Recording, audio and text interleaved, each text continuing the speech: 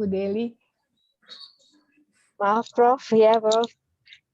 Ya, Ada yang mau ditanyakan, Bu Deli? Ya, terima kasih, Prof. Menurut saya lagi mencari cinta hakiki. Cinta hakiki itu seperti gini, perjumpaan dengan Allah menurut saya perjumpaan yang bersifatnya hakiki, dan perjumpaan itu perjumpaan yang sangat sakral gitu ya, Prof.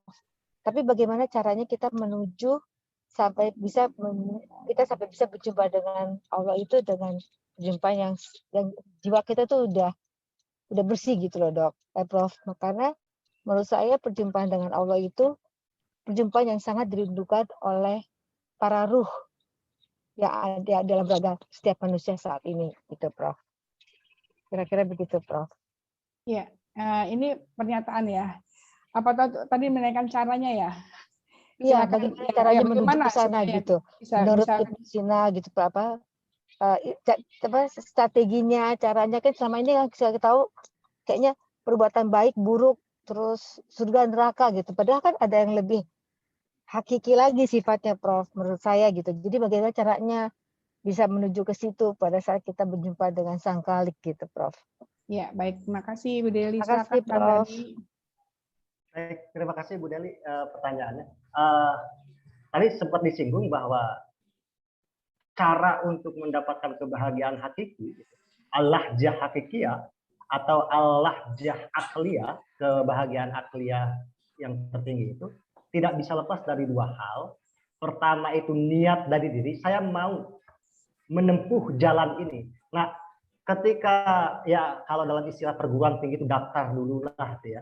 Dan kita udah daftar, udah irodah, itu disebut dengan salik penempuh jalan spiritual. Itu kalau kita udah daftar, kita udah niat gitu. Itu baru satu tahapan. Nah, kemudian setelah kita irodah, niat, daftar gitu ya. Komitmen di dalam diri bahwa saya akan atau hendak menempuh jalan spiritual, maka jalan kedua adalah kita harus melakukan dua gerakan. Pertama ya tadi gerakan itu disebut dengan riyadhah, latihan secara kontinu, latihan secara terus-menerus, dan itu dibagi dua, gerakan yang bersifat teoretis, yang kedua gerakan yang secara praktis. Mungkin secara sederhananya yang secara praktis itu kita rajin sholat dengan khusyuk, rajin berbuat baik, rajin puasa, itu dan lain sebagainya. Kemudian kalau gerakan yang teoretis, yaitu memaksimalkan potensi akal. Makanya dalam konsep akalnya Ibnu Sina, puncak dari potensi akal, aktualisasi akal adalah bertemunya akal manusia dengan akal ke-10, dan itu disebut dengan akal mustafad. Udah terhubung. Nah, setiap nabi, setiap wali, atau setiap orang terpilih adalah mereka yang sudah menyempurnakan akalnya, yang udah sempurna akalnya, dan terhubung dengan akal ke-10. Akal ke-10 dalam sistem filsafat Islam adalah Jibril. Dan ketika udah ada connectivity antara akal kita dengan akal Jibril, maka setiap pengetahuan Jibril adalah pengetahuan kita. Makanya dalam konsep kenabian, Nabi bisa menerawang, Nabi bisa mengetahui sesuatu yang lampau dan sesuatu yang sekarang dan sesuatu yang akan terjadi. Karena apa? Pengetahuan Nabi adalah pengetahuan Jibril. Jibril tahu apa, Nabi pun tahu itu. Gitu. Nah itu. Kemudian ketika dua gerakan tadi, yaitu gerakan praktis dan gerakan teoritis sudah maksimal, Ibnu Sina itu ingin hendak tidak seperti sufi-sufi lainnya. Gimana sufi-sufi lainnya? Sufi-sufi lainnya ketika sudah bertemu dengan Tuhan, udah menyatu dengan Tuhan, dia lupa kembali. Dia selalu ekstase, dia selalu membuat kontroversial. Misalkan Abu Yazid Al-Bustami, kemudian Robi'atul Adawiyah, dan lain sebagainya. Bahkan kalau ke Indonesia, Abu Yazid Al-Bustami itu mirip dengan Syekh Siti Jenar. Ketika mereka udah berjumpa dengan Tuhan, kadang dilontarkan dengan ucapan-ucapan yang orang awam tidak pahami. Anal haq gitu ya. Kemudian juga manunggalning kaula gusti dan lain sebagainya. Kemudian surga neraka yang diutarakan oleh ingin membakar surga dan ingin menyiram neraka yang dikemukakan oleh Siti Robiatul Adawiyah. Namun Ibnu Sina ingin mencontoh atau ingin menduplikat apa yang terjadi dalam diri Nabi Muhammad. Dalam diri Nabi Muhammad, ketika ada ayat subhanalladzi asra bi abdihi lailam minal masjidil haram ilal masjidil aqsa allazi barakna haulahu. Kemudian setelah Isra Nabi Muhammad Mi'raj yang selalu kita ungkapkan dalam tahiyat, at-tahiyatul mubarakatuh. Nah, itu kan dialog antara Nabi Muhammad dengan Tuhan, dengan Allah, at-tahiyat itu. Nah, dialog ketika Nabi Muhammad itu udah piece-piece, udah berharap-harapan dengan Tuhan, yang bahkan Jibril pun tidak bisa masuk dalam satu forum itu, just Muhammad dan Tuhan. Tetapi ketika Muhammad dan dengan Tuhan sudah bertemu secara langsung dan berdialog, tapi dia tidak terlena dengan kenikmatan yang maha entah gimana, gitu. Nggak bisa diomongin, nggak bisa diobrolin. Tetapi Nabi Muhammad turun ke bumi lagi. Kan seharusnya ketika kita udah bertemu Tuhan, ya ngapain lagi? Itu udah kenikmatan luar biasa.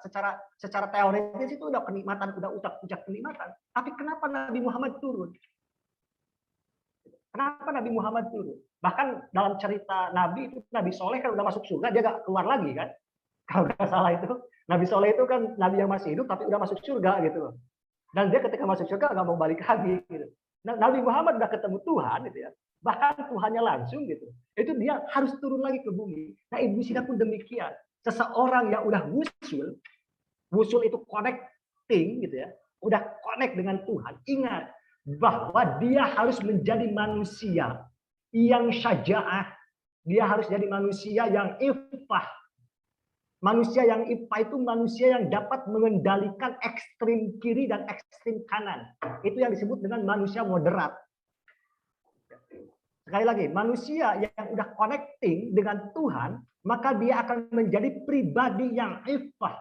Dapat mengendalikan dirinya dari ekstrim kiri dan ekstrim kanan. Ekstrim kiri itu apa? Ekstrim kekurangan. Ekstrim kanan adalah ekstrim keberlebihan. Nah, kadang kita selalu mengkritisi satu ekstrim aja, yaitu ekstrim berlebih. Misalkan, kita selalu anti terhadap orang yang dalam keberislamannya itu ekstrimnya itu berlebihan. Tetapi kita cenderung diam ketika melihat orang beragamanya itu kurang.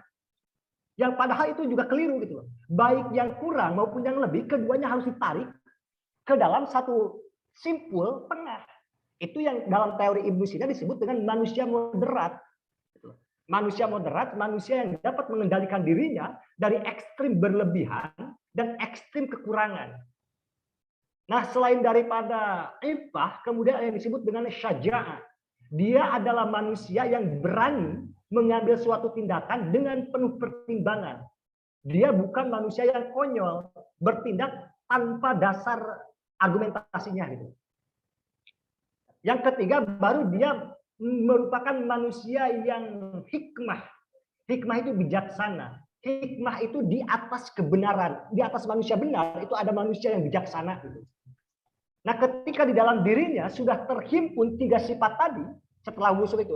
Pertama, iffah, dia menjadi manusia yang tengah, manusia moderat. Kemudian manusia yang berani dalam mengarungi lautan kehidupan, itu kira-kira. Yang ketiga, hikmah. Maka ketiga konsep ini yang dalam konsep Ibnu Sina disebut dengan, itulah disebut dengan konsep keadilan di dalam diri manusia. Itu al-adalah, konsep keadilan. Begitu, Bu Deli. Ya. Terima kasih, Prof. Bagus sekali. Saya baru tahu tuh ada ekstrim kiri, ekstrim kanan. Justru ekstrim kiri, ekstrim kanan itu yang dimaksud adalah hal-hal yang berlebihan, baik positif maupun negatif ya, Prof. Ya. Terima kasih banyak, Pak. Ya, terima kasih Bu Deli, pertanyaannya luar biasa. Makasih Kang Dani. Ini tadi konsep yang disampaikan oleh Kang Dani tentang keadilan, ya, iffah, syaja'ah. Itu lagi-lagi saya ingat tentang Al-Ghazali. Sama ya, jadi ya konsepnya Al-Ghazali dengan Ibnu Sina ya tentang hal ini ya. Banyak kesamaan, Prof. Ya, banyak kesamaan. Jadi yang menarik tadi bahwa bagaimana tadi strategi untuk perjumpaan kita dengan Allah tadi yang tadi Bu Deli tanyakan adalah pertama dengan niat dulu, irodah, kemudian lanjut ke tahap berikutnya adalah riadah dengan gerakan, ya. Dengan gerakan ini teoretis dan praktis tadi ya. Jadi yang teoritis tadi itu kan memaksimalkan potensi akal supaya connecting tadi dengan pengetahuan Jibril gitu kan ya Kang Dani ya. Sementara yang riyadah yang praktis itu dengan mungkin apakah ini akidah ya dengan apa namanya rukun Islam itu, Kang Dani bisa masuk ke situ nggak? Ya, dengan